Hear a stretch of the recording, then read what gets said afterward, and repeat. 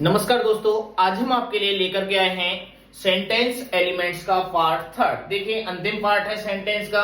हमने sentence elements को 3 पार्टों में पढ़ रहे हैं। सेंटेंस एलिमेंट्स, जैसा कि हमने पहले भी आपसे चर्चा की थी पिछले सेशन के दौरान, कि सेंटेंस एलिमेंट्स होते हैं स्पोका, यानी सेंटेंस में S for subject, P for predicator यानी कि verb, O for object, C for complement और ए फॉर क्या होता है, एडवर्ब। सेंटेंस में जो एलिमेंट्स हैं वो या तो आपका सब्जेक्ट हो सकता है, या प्रेडिकेटर मींस वर्ब हो सकती है, ओ फॉर ऑब्जेक्ट यानी कि इनडायरेक्ट ऑब्जेक्ट जो कि हुम का जवाब होता है, जो कि पर्सन होता है, या फिर डायरेक्ट ऑब्जेक्ट जो कि व्हाट का जवाब होता है, पर्सन के अलावा होता है, यानी कि ये हो सकते हैं। या सी फॉर कॉम्प्लीमेंट यानी कि कर्ता का कॉम्प्लीमेंट पूरक, या तो सब्जेक्ट कॉम्प्लीमेंट या फिर ऑब्जेक्ट कॉम्प्लीमेंट, और ए फॉर एडवर्ब आपके जो एडवर्ब्स हैं वो हो सकते हैं।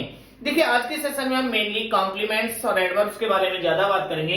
पहले देखिए, सब्जेक्ट कर्ता, जिसके द्वारा कार्य किया जाता है, यानी कार्य करने वाला ऑलवेज क्या होता है, सब्जेक्ट। डूअर, डू माने करना और डूअर माने करने वाला, यानी कार्य को करने वाला ऑलवेज क्या होता है, सब्जेक्ट होता है। जैसे कुत्ता भौंकता है, तो यहाँ पे भौंकने का कार्य किसके द्वारा किया जा रहा है, कुत्ते के द्वारा किया जा रहा है, तो ये कुत्ता यहाँ पे क्या है, सब्जेक्ट है। तो आप देख सकते हैं सब्जेक्ट यानी कार्य करने वाला। अब जो सब्जेक्ट होते हैं, देखिए हु के जवाब ऑलवेज सब्जेक्ट होते हैं। क्या होते हैं, हु का जवाब जो होगा वो ऑलवेज सब्जेक्ट होगा, और क्या होगा, पर्सन होगा हमेशा। एवं व्हाट, एवं व्हाट यानी कि अगर व्हाट का जवाब वर्ब से पहले आ रहा है तो सब्जेक्ट है। हु एवं व्हाट यानी हु का जवाब तो ऑलवेज सब्जेक्ट ही होता है। जैसे मैंने रोहित को पीटा, किसने रोहित को पीटा, हु, कौन या किसने। हु का मीन्स क्या होता है, कौन या किसने रोहित को पीटा, मैंने, तो हु का जवाब है जो कि पर्सन होता है। और व्हाट यानी कि वर्ब से पहले अगर आए बिफोर वर्ब, क्योंकि वर्ब का जवाब ऑब्जेक्ट भी होता है जो कि डायरेक्ट ऑब्जेक्ट होता है, लेकिन वो वर्ब के बाद ऑब्जेक्ट के बाद होता है, प्रीपोजिशन के बाद होता है। यदि वर्ब का जवाब वर्ब से पहले है तो वो ऑलवेज क्या होता है, सब्जेक्ट होता है। वर्ब आप जानते हैं, पी फॉर प्रेडिकेटर यानी कि वर्ब, एक्शन वर्ड जो होता है आपका, मेन वर्ड जो होती है जिसमें एक्शन होता है, जो ऐसा वर्ड जिसमें एक्शन होता है वर्ब कहलाती है। ऑब्जेक्ट के बारे में हमने पढ़ा कल कि ऑब्जेक्ट आपका इनडायरेक्ट ऑब्जेक्ट और डायरेक्ट ऑब्जेक्ट। इनडायरेक्ट ऑब्जेक्ट हुम का जवाब होता है जो कि पर्सन होता है, और डायरेक्ट ऑब्जेक्ट व्हाट का जवाब होता है जो कि पर्सन के अलावा होता है। अब मेनली बात करेंगे हम कॉम्प्लीमेंट के बारे में। कॉम्प्लीमेंट पूरक, यानी कि पूरक को मीन्स होता है पर्याय या पूरक। जैसे मैं, वो है मेरे पूरक हैं, यानी कि एक का दूसरे जैसा, एक जैसा दिखना। देखिए, कॉम्प्लीमेंट 2 प्रकार के होते हैं, सब्जेक्ट कॉम्प्लीमेंट और object complement.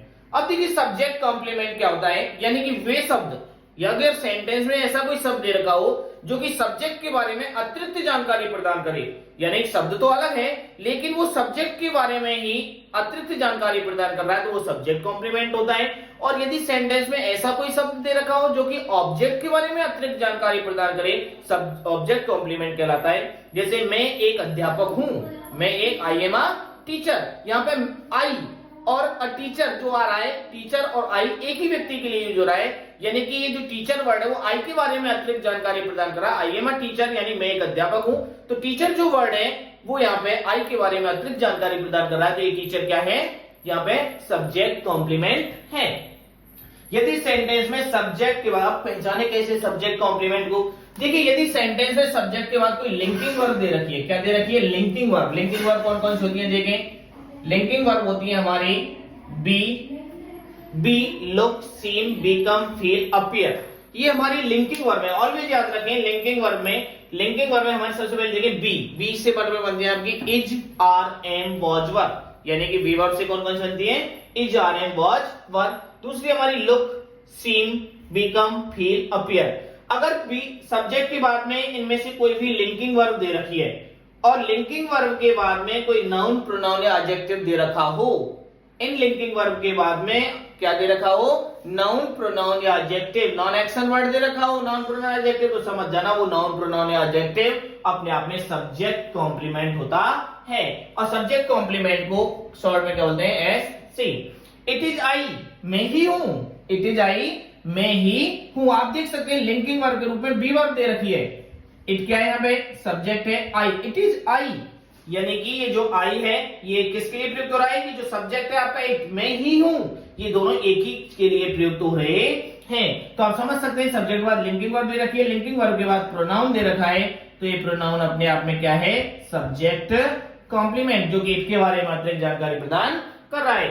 He is poor, आप देख सकते हैं इज क्या है, बी वर्ब लिंकिंग वर्ब है, ही सब्जेक्ट है, वह गरीब है। ये जो पुअर शब्द यूज हो रहा है किसके लिए यूज हो रहा है, ही के लिए। पुअर क्या है यहाँ पे, एडजेक्टिव है, ये एडजेक्टिव है अपने आप में, और ये सब्जेक्ट कॉम्प्लीमेंट का कार्य कर रहा है, ही के बारे में अतिरिक्त जानकारी प्रदान कर रहा है। लिंकिंग वर्ब के बाद एडजेक्टिव आ रहा है। ही फील्स टायर्ड, आप देख सकते हैं यहाँ पे फील्स क्या है, एक लिंकिंग वर्ब है, ही सब्जेक्ट हो गया, वो थका हुआ है। कैसा है, थका हुआ है।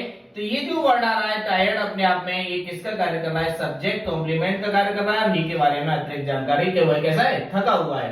कैसा है, थका हुआ है।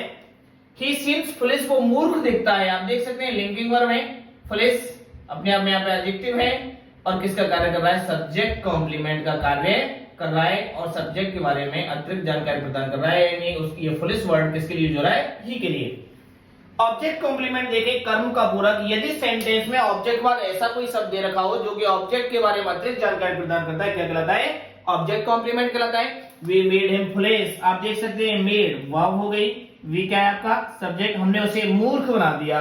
क्या बना दिया, मूर्ख। किसे, उसे, हूम का जवाब इनडायरेक्ट ऑब्जेक्ट, हमने उसे मूर्ख बना दिया। मूर्ख किसे बनाया, उसे, यानी कि फुलिश वर्ड किसके बारे में अतिरिक्त जानकारी प्रदान कर रहा है, हिम के बारे में। यानी कि जो फुलिश वर्ड है वो सेंटेंस आके हिम के बारे में अतिरिक्त जानकारी प्रदान कर रहा है, इसलिए यहाँ पे क्या है, ऑब्जेक्ट कॉम्प्लीमेंट है। क्या है, यानी कि ऑब्जेक्ट के बाद आ रहा है और ऑब्जेक्ट के बारे में अतिरिक्त जानकारी प्रदान कर रहा है।